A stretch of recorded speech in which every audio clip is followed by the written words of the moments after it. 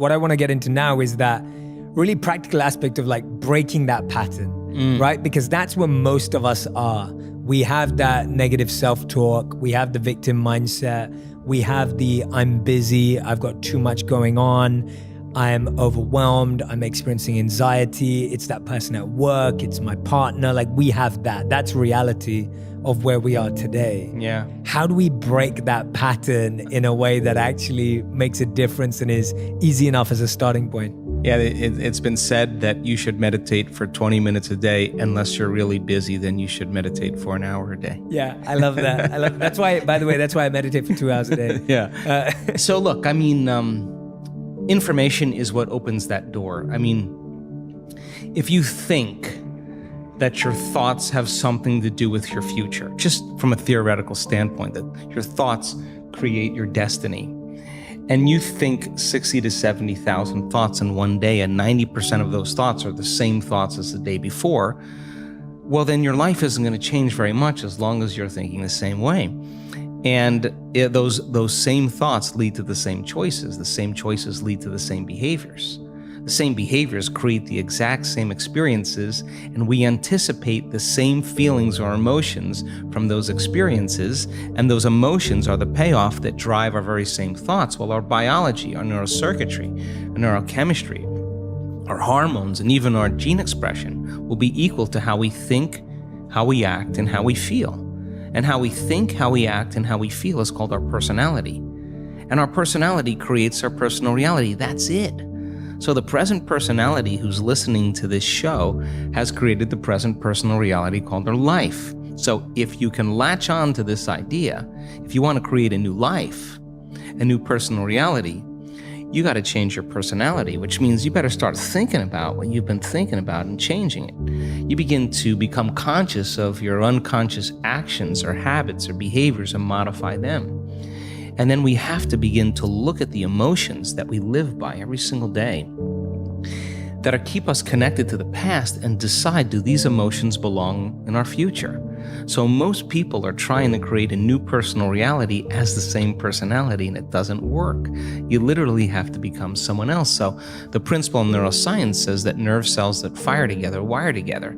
You keep thinking the same way, making the same choices, demonstrating the same habits, creating the same experiences that stamp the same networks of neurons into the same patterns, all for the familiar feeling called you. And you do that for 10 years on end. You're going to begin to hardwire certain patterns in your brain that becomes your identity. And by the time we're 35 years old, it kind of becomes fixed, right? And psychology used to say that you can't change that, but we now know that you can. So then that kind of box in the brain, that is the habit of ourselves. It's we're 95% of the time running a series of programs. So then sitting and doing the work, we have to become disentangled from those programs. And so the moment you decide to do something differently or make a new choice, what most people don't want to face is that discomfort. And that discomfort, that uncertainty, that lack of predictability, that unknown is what people are afraid of, because they'd rather live in guilt. At least they can predict who they're going to be than take a chance in possibility. So when a person begins to understand this and you say, well, how long have you been this way? And they say, I've been like this for 35 years. And you say, why 35 years? Because 35 years ago, I had this one event. Well, the stronger the emotion you feel from the reaction from that event, the more altered you feel inside of you, the more the brain narrows its focus and freezes the image and takes a snapshot. And that's called a memory, right? So then forget the memory. Just overcome the emotion, because it's the emotion that keeps you anchored to the past. So that sounds really good theoretically, but when you step out into that unknown, into that void, the body really is in a habit. And a habit is when the body becomes the mind. Or if you're thinking about that past event and it's producing an emotion, well, you need an image and a feeling to start the conditioning process. So the body's either conditioned into the familiar past, or it's hardwired in the predictable future because it wakes up every single day and runs through the same series of routine actions. So the present moment then becomes the unknown. When people start feeling that discomfort, Jay, they'd rather get on their cell phone and call someone, or get up and say, I can't meditate, or, I have too much to do. They excuse themselves. They return back into that familiar feeling because the body's actually telling the brain. A habit is when the body becomes the mind. So the body's stepping out into the unknown and says, ooh, I'd rather feel guilty. I'd rather feel unhappy than be in this discomfort. So then, at least then when they return back to that familiar feeling, then they feel safe. So they step out in the unknown and the body starts influencing the mind, saying, you can start tomorrow. You're too busy. It's your mother's fault. It's your culture's fault. I don't have enough money. This isn't going to work. Those are the programs in there that are standing in the way between you and your future. So then nerve cells that no longer fire together no longer wire together. So the act of observing those states of mind and body means you're no longer the program. You're the consciousness observing that program. So then to meditate, it means to become familiar with. So as you become familiar with those thoughts, you become conscious of how you speak, you become aware of how you act, you notice how you're feeling. The more conscious you become of those unconscious programs, the less unconscious you'll go in your waking day. Why? Because it's not enough to just have a great meditation and get up and get on the freeway and get in traffic and getting stressed. You just return back to the old self again. Our job then is to sustain that modified state of mind and body the entire day. And if you can, get ready because something different or unusual is going to begin to happen in your life. And it will come as a coincidence or a synchronicity. And that's breadcrumbs from the divine saying, you're on the path, just keep doing it. There'll be another one, just keep staying in that energy. And so teaching people then to understand that there's a formula that we now know, that if you apply that formula, you'll begin to see those changes. And now, as people are doing it more and more effectively, the results are going up as well. We just had Bond University. They just took a whole bunch of my brain scans from 10 years ago. Huge clinical study, a lot of analysis, and they're blown away by the speed in which the community can change brain and heart coherence. They know how to do it. It's not something that's separate from them. They've practiced it enough times that they now know how to do it. So what's the significance of that? Well, really simple. In your life, if you start returning back to the same reactions, to the same people and circumstances, you're returning back to the old self. So you got to stay conscious in your life. And if you're not being defined by a vision of the future, then you're left with the memories of the past, and you will be predictable in your life. So crossing that river of change from the old self to the new self, there's a neurological, a biological, a chemical, a hormonal, a genetic death of the old self. But if you teach people there's something on the other side, they won't give up on themselves. They'll keep going. So there's enough evidence to encourage people. And you can't tell me you're too old to do this work. You can't tell me you're too sick to do this work. You can't tell me you had a turbulent past, or that you're too overweight or too underweight or too out of shape, or you can't even tell me that you've never meditated before. In fact, some of our greatest scans are people who just have never meditated before, that are not trying to do anything. They just follow instructions. So our community now is beginning to understand that it is possible, and they go all in, not 50% in, not 60% in. If we do a week-long event, we got 1,000 people or 1,500 people, and they are all in. And that when they start getting beyond themselves, that first day or second day, once they start getting beyond themselves and that magic starts to happen, then I have no idea. I can't predict what's going to happen next. And it's usually pretty exciting. It's been said that when the pain of staying the same outweighs the pain of change, then we will change. Yes, exactly. Right? How bad does it have to get? Right? Yeah, exactly. And it's like, why is it that we get so attached to that old self? Like, what is it about it? Is it security? Is it safety? Is it familiarity, as you said? what is that keeps us so attached and so focused on something that we don't even like that much? I think we've been hypnotized and conditioned into becoming materialists. I think that we define reality with our senses, and I think that is one of the biggest illusions. So the fundamental question is, can you believe in a future that you can't see or experience with your senses yet, but you've thought about enough times in your mind that your brain has literally changed to look like the event has already occurred? Now, the latest research in plasticity says that's absolutely possible.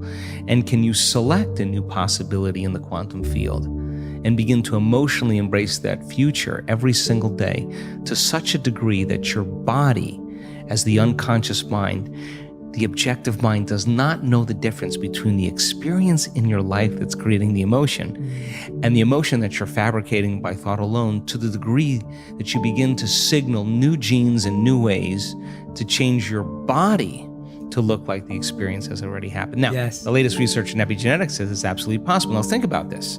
Every day, installing the circuitry, every day conditioning the body into the emotion of the future, that your body begins to change to look like it's already happened. Now, this is where it gets fun, because now you no longer have to go anywhere to get it.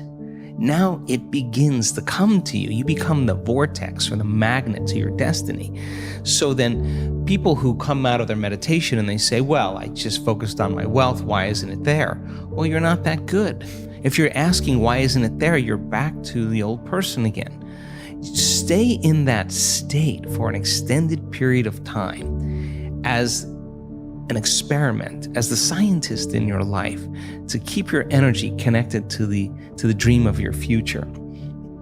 And then see what kind of effects begin to take place without moving into impatience, without moving into frustration, without starting to analyze why it hasn't happened or when. That is the trap of defining reality with your senses. So you have the thought of your future and you don't see it, then you experience separation.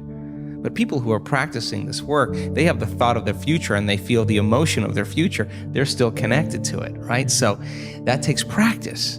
And it's just learning, like hitting a golf ball, hitting a tennis ball, dancing the salsa, crocheting, whatever it is. You gotta start out staying real conscious and learning. Then you get good at it and it gets to be instrumental. It gets to be fun. And that's what I want for everybody, that the act of creation should be a blissful, playful, ecstatic, loose, free process. And so I love the idea of people taking time out of their lives to prove to themselves that if they're defined by the vision of the future, then they're not living by the memories of the past. And that's where the unknown exists. So many people, the unknown is a scary place. So they don't see that future because they're used to seeing that future with evidence, with their senses. And you have to be able to get beyond that and stay in the unknown, stay in that discomfort, and then in that moment to begin to self-regulate. Like, oh, I'm starting to feel a little anxiety. Ooh, I'm starting to feel a little frustration. That's the defining moment where your body's going back to the past, because emotions are a record of the past. Or you go into routine again. So you catch yourself. It's a victory. And if you keep catching yourself, those victories add up. And it's not so much about your wealth or your health or your freedom or your new relationship. It's actually about who you become. And so overcoming the old self allows us to become somebody else. And there is that period of transition. Yeah. I call it the void, where there's just not a lot happening. And you just got to be able to keep going and continuously get to the end of your belief, where most people stop. I just had a fabulous conversation with someone this weekend. Broke through to the other side, and now there's so much magic happening around this person. But she's worthy now to receive it. And that is the key, because the universe only gives us what we think we're worthy of receiving. So we got to become initiated into this and understand it. Thousands of years of programming that says that we have to change things matter to matter, in three-dimensional reality. And it will take time, but to begin to connect to that resource called the quantum field and create from the field instead of from matter, there's a lot of unlearning that has to go on. Absolutely. And when you're catching yourself, what are you doing? Are you writing that down? Are you noting that down? Are you making a mental note? Like, practically, what is someone having to do to, once they catch it, then how do you deal with that emotion and anxiety in the moment that feels so heavy, that feels so real and trapping? And like you said, I was at the Facebook headquarters in Menlo Park a couple of weeks ago. I was testing out their new Oculus range of virtual reality. And all the studies behind virtual reality show now that you feel the same experience of hanging off the edge of a cliff in virtual reality, and your body displays the same symptoms as they would if you were actually hanging off a cliff. So just showing how imagination does mirror the other way too through virtual reality. But how that feels so real. Like our body gets, when you're stepping out off the ledge, you're doing it as if it's reality. And so that anxiety feels so real. What do you do after catching it? What happens to that emotion? Well, just like anything else, Jay, I mean, it's just like hitting a golf ball and you get back into a bad habit again, You have to really begin to mentally rehearse. Like, so you ask yourself at the end of your day, I do this every day. How'd I do? How'd I do today, bro? How'd you do? Did you do good? Where'd you fall from grace? What was it that caused you to go unconscious for the rest of the day? Like, what was that moment? Now, if you're a student of life, you'll begin to contemplate, well, it was that person that said that thing, then I reacted, or I got this email, or things didn't go my way, and I started feeling angry or frustrated or fearful. The next time that happens, how could I evolve my experience? Now, you may have to search for some answers of the best model to build, or you may actually have a long contemplation and start to go, God, the next time that happens, I think I'm going to do this, or I'm going to do that, or I'm going to plan my behaviors. And the act of closing your eyes and rehearsing what you're going to do begins to install the neurological hardware in your brain to look like you already did it. Now the brain is no longer a record of the past. Now it's a map to the future. And if you keep installing that hardware, the hardware will become a software program, which means you'll just start acting like a happy person. Why? There's no magic there. You installed the circuitry. So that's more important than the news. Right. It's more important than answering any email or any text. It's more important than talking about your past or some dinner. If you can begin to just think about how you're going to do it differently, that's the building process neurologically already. So now you have to get conscious in order to do that. And it takes some time. That means you got to shut your cell phone off. You got to close your door. You got to take a break from everything out there and begin to practice. And so by experience then, you start noticing, oh, here it comes the frustration, or here comes the fear. And now we've given people the tools to be able to self-regulate, to create brain and heart coherence. And so you see people say, excuse me 1 minute, I just need a minute. They take some breaths, they get back in, they connect to the energy of their future. This is incidental compared to where they're going. So they don't fall from grace. They don't allow their energy to drop. And so, in the beginning, it takes a lot, because it takes a lot of energy and awareness to stay conscious and not go unconscious. But if you're persistent and you're determined and you're sincere, you begin to figure it out. You begin to say, I am not going to give my power away to that person or that circumstance when I can use it to heal or to create a new future. And so people then won't excuse themselves and say, I had a hard day yesterday, I had a fight with my coworker or my ex, and I don't feel like doing the work. Well, that's the time to get back on the horse. Yeah. Because it's all of those times that we self-correct. Those are the most valuable moments to us. People who have had profoundly transcendental experiences where we say, got lit up, they connected, and their brain goes into very, very high coherent states and super gamma patterns that are way outside of normal, and they have a transcendental download or connection that's mystical. They look back at their entire life. They don't want to change one thing in their past because it got them to that moment. That's the moment the past no longer exists. Now, by the same means, they look back at their past and they see all those tough moments where they overcame themselves and they fall in love with that person. They don't look at the good meditations or the things that went well. They know that it was those moments that got them to this moment. And I think then that's when they begin to understand that all of the hard work, all the effort, in who we become makes, no one can take that away from us. So then once we arrive at that level and we experience whatever the dream is or whatever we create, then the next thing is do it until you fully enjoy it. And then when it gets boring or predictable, let's go again. Let's do something else. Yeah. And I think that's evolution.